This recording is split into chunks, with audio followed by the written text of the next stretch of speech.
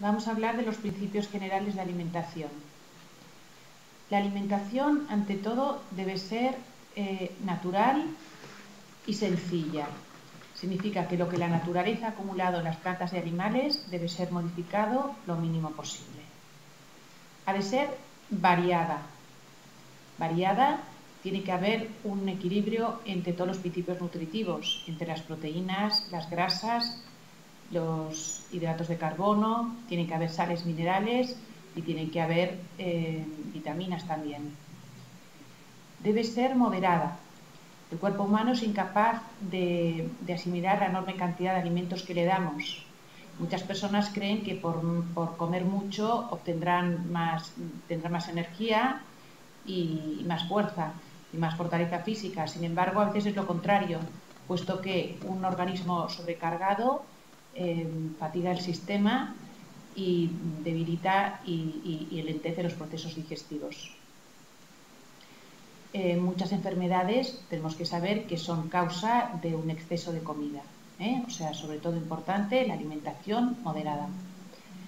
Decíamos que ha de ser equilibrada y tiene que ser variada, es decir, que tiene que tener en cuenta el clima y la estación del año en la que estamos. No es lo mismo una dieta en invierno que en verano. Ya iremos viendo también a lo largo del curso cómo debemos ir adaptando la dieta a las diferentes estaciones. Deben consumirse productos locales, frescos, naturales e integrales, en lugar de alimentos artificiales, industrializados, con colorantes, aditivos, que son tóxicos y antivitales. Los alimentos integrales, como también veremos en su momento, nos ayudan a regenerar la flora intestinal, son ricos en pectinas, en mucílagos, que nos ayudan a evacuar, son más ricos en las vitaminas del grupo B, en sales minerales y en nutrientes. Con lo cual se recomienda sustituir todo lo que son las harinas refinadas por las harinas integrales. Si se consume carne, que sea carne, a ser posible, de origen biológico, no tratada ni con hormonas, ni con antibióticos, etc. Es importante que los alimentos, decíamos, sean vivos y ricos en enzima, es decir, que puedan, no que no puedan, sino que puedan pudrirse y estropearse. Hoy en día a las industrias alimentarias les interesa pues que las harinas, las pastas, etcétera, se mantengan en los comercios mucho tiempo y que no se estropeen, lógicamente. Sin embargo, esto va en detrimento de nuestra propia salud, puesto que los alimentos vivos son los que se estropean, los alimentos muertos son los que no se estropean. Entonces, actualmente que sepamos que se irradian los productos frescos con rayos gamma para que aumente su duración en el mercado. Pero al hacer esto se destruyen las enzimas, que son unos productos muy frágiles, que a la mínima, con los rayos, con el calor y demás, se destruyen, y las enzimas son muy importantes para todo el proceso digestivo. Bueno, entonces es importante también tomar alimentos, verduras y frutas frescas, pues estas son las que contienen más enzimas. Tenemos que comer despacio, relajadamente, no cuando estamos enfadados o discutiendo, etcétera, puesto que se bloquean el proceso digestivo. Tener en cuenta que la digestión empieza ya con la ptialina salival, con una enzima que tenemos en la boca, con lo cual el masticar es muy importante. Hay que masticar muy bien los alimentos. Se dice que hay que masticar los sólidos hasta que queden líquidos y deberíamos masticar, entre comillas, los líquidos como un sólido. Es decir, la bebida no beberla de golpe, sino que tenerla un ratito dentro de la boca y luego tragarla, y los alimentos masticarlos muy bien hasta que quede líquido. Digo porque los enzimas, o sea, la parte de la digestión, sobre todo los hidratos de carbono, empiezan a digerirse en la boca, gracias a una enzima que se llama ptialina salival, como veremos en la clase correspondiente. Otro tema importante es que hemos de evitar los alimentos muy fríos y muy calientes.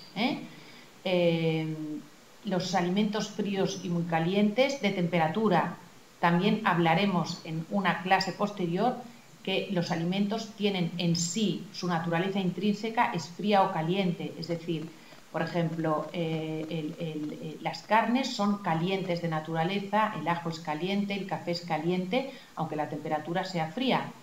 Y alimentos fríos pues son las frutas, los azúcares, etc. Entonces hay que evitar los alimentos fríos y calientes de temperatura y muy fríos y muy calientes también de energía, como veremos en la clase correspondiente. Hay que intentar beber poco durante las comidas, puesto que el agua diluye los jugos gástricos. Entonces, bueno, si el agua, por ejemplo, tomar agua tibia entre las comidas es muy saludable, pero justo antes de las comidas no es conveniente, puesto que diluye, como digo, los jugos gástricos. Yo insisto en que hay que evitar las aguas del grifo, mejor tomar aguas de ósmosis, por ejemplo, o aguas mineralizadas, o tés de hierbas, infusiones, etc. Hay que tomar, la dieta debe incluir alimentos fermentativos de la flora intestinal y no putrefactivos. Digamos que los seres humanos tenemos unas bacterias en el intestino que forman lo que se llama la flora intestinal. Son unas bacterias no patógenas, son bacterias buenas. Entonces, normalmente nuestra flora debe constar de un 85% de bacterias buenas y un 15% de patógenas. Sin embargo, normalmente es al revés y por esto todos tenemos un intestino que deja mucho que desear y luego todo lo que es la asimilación de nutrientes viene lentecida debido a que el intestino no está en buenas condiciones.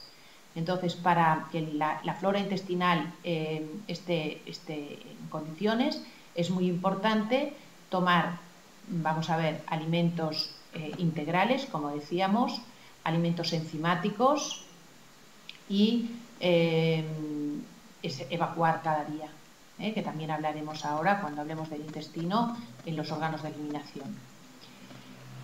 ¿Qué más? Hay que evitar el exceso de sal y de condimentos en la comida.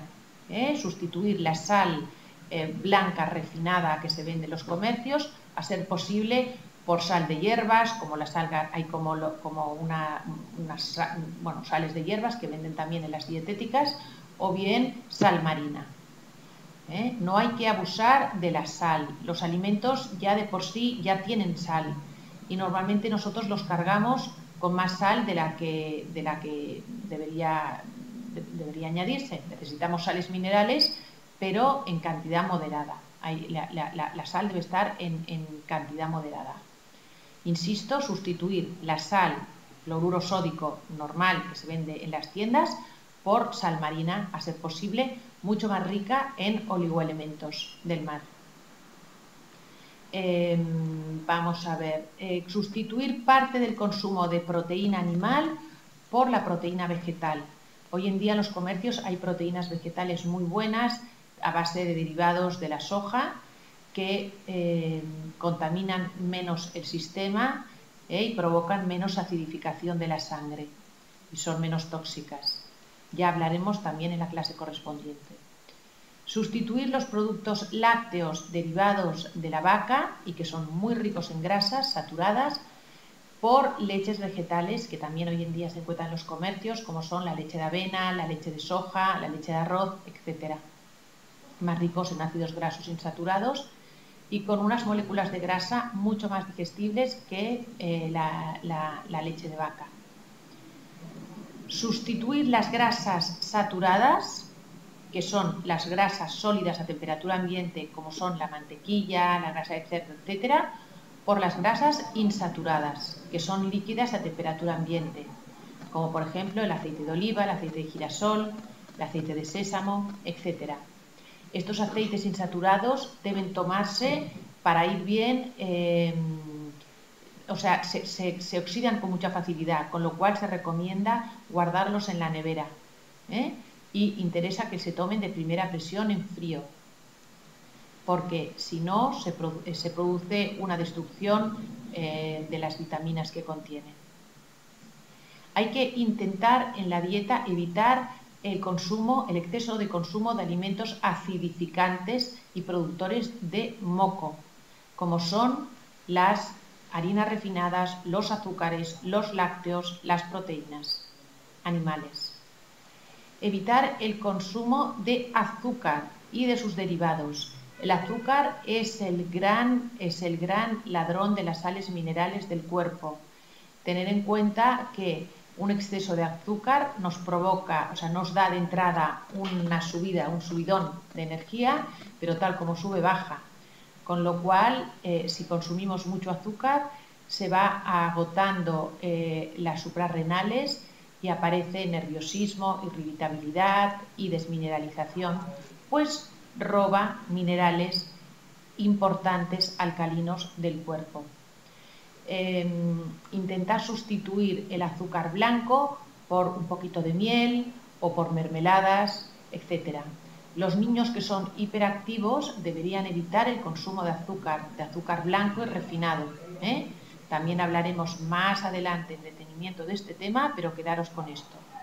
Evitar también la cafeína y las colas, Coca-Cola, teína, etc. Pues son estimulantes importantes para el sistema nervioso central y si se consumen en exceso también produce un agotamiento suprarrenal con las consecuencias derivadas de ello, como son pues, el insomnio, la irritabilidad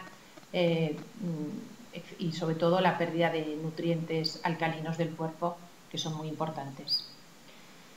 Intentar no acostarse 3 horas antes de haber cenado, cuando la digestión ya está finalizada o al final, porque si no, esto a la larga lentece mucho el metabolismo y puede causar acumulación de moco. Por último, para cocinar es importante no usar utensilios que sean de aluminio, pues el aluminio es muy tóxico para el sistema nervioso. Se recomienda pues cocinar en acero inoxidable o en cazuelas de barro o de hierro fundido, pero sobre todo intentar evitar el aluminio, hay que tenerlo en cuenta. Y luego otro tema que también es importante es no tirar los líquidos de las aguas de la cocción, que mucha gente pues hierve una verdura, por ejemplo, o las verduras y tira el agua, cuando en realidad las vitaminas liposolubles, las que se disuelven en agua, pasan al líquido de la cocción, al agua de la cocción. Entonces al final acabamos comiéndonos las verduras que son ricas en fibra, pero las sales minerales importantes pasan al agua que tiramos.